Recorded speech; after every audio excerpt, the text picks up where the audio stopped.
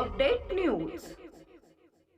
ताडउमरी येथून चोरीला गेलेली हिरो स्प्लेंडर मोटारसायकल पांढरकवडा पोलिसांनी अवघ्या काही दिवसात शोधून काढली आहे। या प्रकरणी पोलिसांनी 2 आरोपींना अटक केली असून चोरीची दुचाकी जप्त केली आहे। मुख्य मुद्दे फिर्यादी हेमंत देवराव कोडापे राहणार ताडउमरी यांची 35,000 रुपये किमतीची दुचाकी MH29 H5406 घरासमोरून चोरीला गेली होती। आरोपींची नावं: 1 प्रणय नामदेव नैताम वय वर्ष 18 8 महिने राहणार ताडउमरी, 2 प्रेम अमर थुल वय वर्ष 22 राहणार नेहरू नगर घाटंजी अशी झाली आहे कारवाई। ताडउमरी येथील प्रणय नैताम याने दुचाकी चोरून ती घाटंजी येथील प्रेम थुल याच्याकडे लपवून ठेवली होती।